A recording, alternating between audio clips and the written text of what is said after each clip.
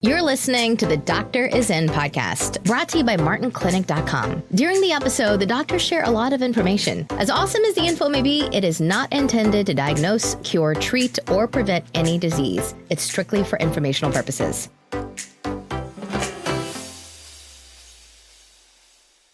Well, hello, everyone. Good to be with you on another edition of the Doctor Is In podcast. And Dr. Martin Sr. here. And always enjoy doing these podcasts. And today, on episode number 200, I believe, woohoo! Let's have a party. 200 edition of The Doctor Is In. We're going to talk today about everything kidneys. And kidneys, in a lot of ways, are sort of the Rodney Dangerfield of your body. They don't get a lot of respect until they don't work. And a lot of people in this day and age are suffering from kidney stress. It's one of the things that I see in the office very frequently, and that is poor functioning kidneys. It's very, very common today, and we'll get into some of the reasons, but for sure that kidneys are essential, and believe me, if they're not working properly, you're heading for disaster. And therefore, let's talk about some of the things that you can look for that would sort of tell you that maybe your kidneys are not working at the level that they should. So the kidneys, first of all, they're just critical filters. They help with waste elimination, and it's essential that they work properly. They support water and fluid balance in your body and your blood pressure. And if, like I said, if you want to live a long, healthy life, you better make sure your kidneys are functioning properly. And the problem with kidney disease in general is that most people, until it's really almost too late, find out that their kidneys weren't functioning properly. And so let me give you 6 symptoms of possible kidney disorder, in the sense that perhaps your kidneys are not up to snuff. And these are symptoms, possible symptoms of the fact that your kidneys are under stress. Okay, symptoms. So one of them is edema. Edema is swelling, especially in your legs or your ankles, your hands. You can't get your rings on. This is what we call edema. It's fluid that is, being retained in the body. And this can be a very, what we call silent symptom that your kidney function is not where it should be. One of the other things is fatigue. Fatigue can be a sign that your kidneys are toxic, that the waste elimination is not taking place in the kidneys, and this can lead to fatigue, unexplained fatigue. Third is itching. Yes, you're just itchy. A lot of times your skin is itchy, and you can't figure out a reason for it. You're always scratching. Very, very dry skin. An unexplained rash can be another sign of poor kidney function. High blood pressure, of course, is very, very common, and that the kidneys are not working properly. High blood pressure can give you kidney problems, and kidney problems can give you high blood pressure. And another one is muscle cramps. Just where you get, a lot of times you get out of, they can get you out of bed, wake you up, and you're cramping in your legs, mostly in your feet or your hands. They just cramp up. They go into a spasm. And this can be a sign that your kidneys are not working properly. So critical filters. Now let me talk a little bit about 5 common, what I call them, kidney diseases of the kidney or malfunction of the kidneys. One of them is what we call chronic kidney disease. Okay, and this is so common in diabetics and very common for people that have trouble with insulin. As you know, at the Martin Clinic, we always talk about, I don't know if you ever get tired of us, but we're always talking about insulin, high circulating insulin. Well, the reason we do that is because it's not only at the top of the charts of kidney disease, it's also at the top of the charts. And if you know us, as we reverse engineer any disease, just about, you have three common factors of that disease. One of them is high circulating insulin. The other one is leaky gut. And the third one is oxidative damage, which is free radical damage. So if you look at these diseases, kidney disease, one of the biggest issues is diabetes. So if you have diabetes, if you don't control it, if you don't get it under control, you are going to damage your kidneys. So chronic kidney disease, the number one issue is insulin. And so let me just say this. When you have trouble with your kidneys, it's not the salt. It's not salt. You know, when they put you on a low salt diet, it's not salt. It's sugar. It's not protein. It's sugar. You know, my doctor says that I have protein in my urine, therefore I must be eating too much protein. No, you're not. You're not eating enough protein. You're eating too many carbohydrates. You're elevating your insulin. It's not salt, it's sugar. It's not protein, it's sugar. And the proof in the pudding is, look at the amounts of kidney disease that we have in our society today. It's an epidemic. It used to be rare. It's not salt. It's sugar. It's not protein. It's not, oh, doc, I must be eating too much meat. No, you're not eating enough meat. You're eating too many carbohydrates. Your insulin is elevated. You have high circulating insulin.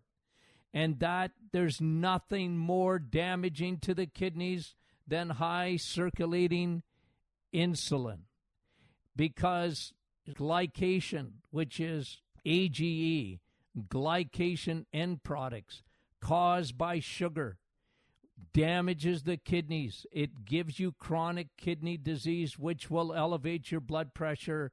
And elevated blood pressure doesn't come from you eating salt. It comes from you having high circulating insulin.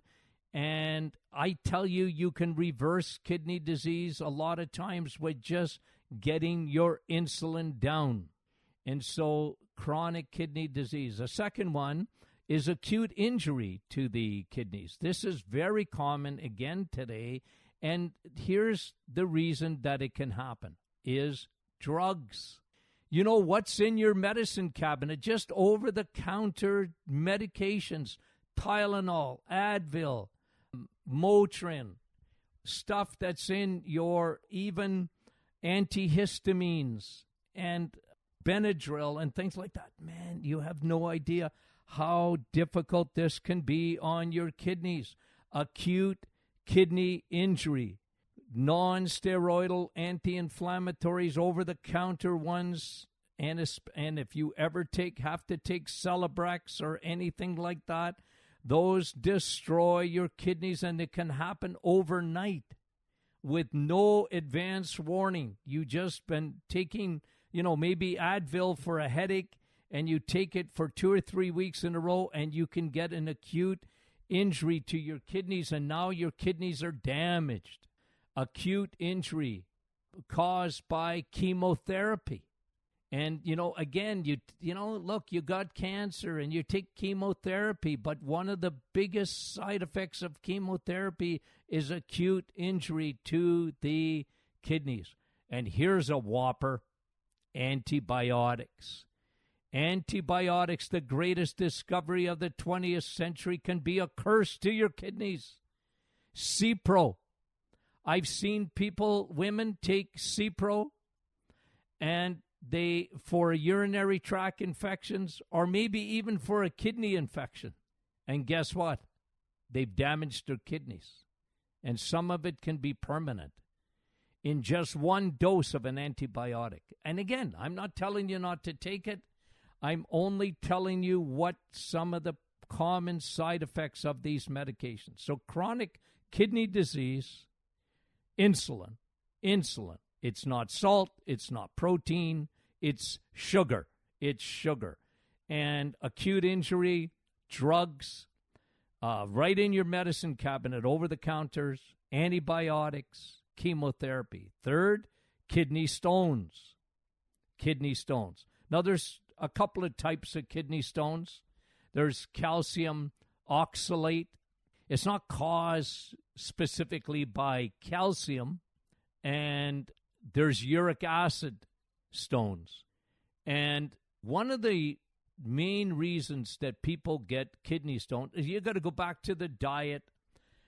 If you're drinking juice, and so for people that love to make smoothies with fruit smoothies or whatever, you got to be very careful with that because, again, because it can elevate your insulin and you have high circulating insulin, this is one of the major causes of calcium oxalate kidney stones and uric acid. Cut your sugars.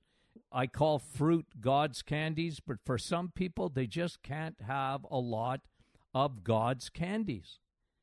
And fruit is good for you, except if you make uric acid and even a calcium oxalate. It's a byproduct of that AGE that I talked to you earlier about, glycation, which again is sugar. So chronic kidney disease, acute injury to the kidneys from drugs, kidney stones, much more common today. My word, we see so much more kidney stones. And fourth thing that happens to the kidneys is dehydration. So when earlier I was talking about symptoms of muscle cramps, dehydration, muscle contraction, even nerve impulses, and you get where you're getting dehydrated and you're losing your electrolytes, especially sodium and magnesium and potassium and bicarbonate. These are things that are common again today, much more because we see so much dehydration. People, okay, let me just take a little drink of water because I'm reminding myself how much Dr. Martin needs water. Let me just have a little drink. Okay, I just had some water, and how fast people dehydrate, and dehydration will kill your kidneys, damage kidneys. You got to think of kidneys like Niagara Falls. You constantly must flush out the toxins. Remember, it's one of the greatest filters in your body. Your kidneys are one of the biggest sources of waste elimination in your body, and you keep your kidneys flushed. Flush them out.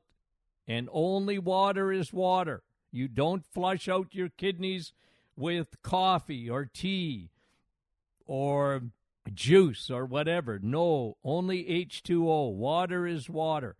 And spring water is the best water to drink because it gives you minerals and it really helps with your pH. So make sure you're not dehydrated. I like about 2 liters of water a day. I know it sounds simple, but your kidneys are like Niagara Falls. Keep them clean. Now, fifthly, one of the things that you want to look for in kidney disorder is the gut-kidney axis. The gut-kidney axis. Again, one of the biggest problems in kidney function is the evidence of yeast that gets into the kidneys. Dysbiosis is when it starts in the gut. Remember when you take an antibiotic or you are on a high sugar, high carbohydrate diet, the yeast in your gut gets into the bloodstream. It can travel to the brain. We've talked about MS. We talked about Parkinson's.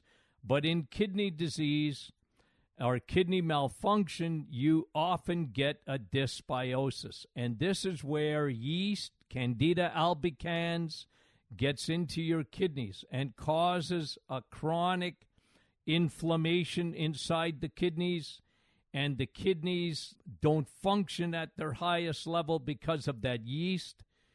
And this is really, really important. So again, it comes back to keeping yeast down with your diet and with, obviously, probiotics. But do you see how antibiotics, for example, you take an antibiotic because you got a urinary tract infection, for example, ladies, which is mostly you, and then you take an antibiotic and you get a yeast infection.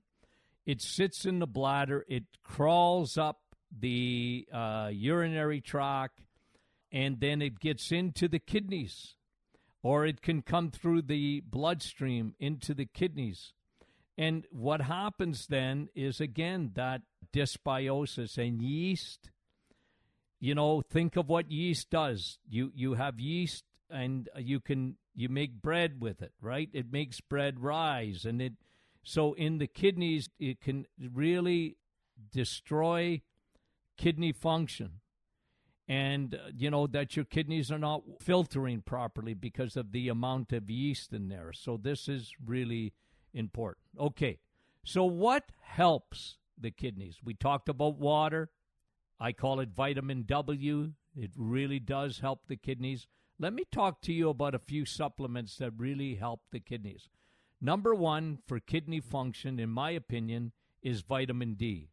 Vitamin D is essential for proper kidney function because vitamin D, what it does, it is very, very important for keeping your inflammation down. And kidney function needs good levels of dehydroxy vitamin D. So vitamin D3, the sun, the Vitamin D Council is recommending somewhere between 4,000 and 8,000 international units a day. If you're having trouble with insulin and whatever, then you might even look to increase that vitamin D levels. Vitamin D. What else makes your kidneys work very well? Well, omega-3. Omega-3. You see, that healthy long-chain fatty acid is essential for good kidney function. So vitamin D, guys, you need vitamin D, and you need omega-3. And so I supplement with omega-3 because I don't get enough fish in my diet. I don't like fish. I wish I did. I mean, I like it in a sense that I tell everybody to eat it, but I don't like it personally in terms of taste. So guess what? I take fish every day in a capsule. I take high DHA oil. It is so good for you. It is so good for your kidney. We know what it does for the heart. We know what it does for the brain. But it also is essential. You see, when it comes to animal products, when you think what comes in the animal kingdom, the vitamin D, it's not found in the plant kingdom. It's found in the animal kingdom. Omega-3. Omega-3 is not found in the high DHA is not found in the plant kingdom. It's found in the animal kingdom, in fish or grass-fed beef. CoQ10 is very good for your kidneys. I don't care necessarily so much if you use CoQ10 as a supplement. I'm not against it, of course, but CoQ10 you get in your diet when you eat eggs, meat, and cheese, okay? And the other one, probiotics. We talked about the importance of probiotics because probiotics are essential to keep yeast down, and yeast can get into your kidneys like it can in other organs. But if your kidney function is not at the highest level, then absolutely probiotics. And this is another one I like because of it elevates nitric oxide, which elevates your circulation to the kidneys. You see, kidneys is all about circulation. Your blood vessels, your capillaries, and if you get, we talked about high blood pressure, but you see microcirculation, and this is why I love Navitol, because it opens up your blood vessels. It opens up your nitric oxide. It elevates your glutathione, and glutathione is like Velcro in your bloodstream, which helps to take the toxins out of your body. So it helps to help the kidneys take out the toxins. So again, these are essential things for your kidneys. So chronic kidney disease caused by high insulin, get your sugars down. Acute injury, be careful with your meds. Protect your kidneys. If you're on medication, if you're taking Advil or Tylenol or antibiotics, you need to take probiotics to protect your kidneys. Kidney stones, we talked about. Dehydration, a very important factor in kidney disorders. People just don't wait till you're thirsty. Drink water and you'll get used to it. Oh, Dr. Martin, I'm going to have to go to the bathroom. Well, that's a good thing if you have to pee. People think of pee, of course it's, you might have to, find a bathroom, and it can be inconvenient to some extent. But listen, this is how your body gets rid of toxins. Don't be scared to get rid of those toxins in your body. Maybe don't drink as much at night so you're not up as frequently during the night. But you want to keep your kidneys flushed. And so these are very, very important things for your kidneys. Okay? So thanks for listening today to this podcast. We love your feedback. If you have any questions, then certainly send us an email at info@martinclinic.com. And until the next time, make sure you take care of your kidneys. You've reached the end of another Doctor is In podcast with your hosts, Dr. Martin Jr. and Sr. Be sure to catch our next episode, and thanks for listening.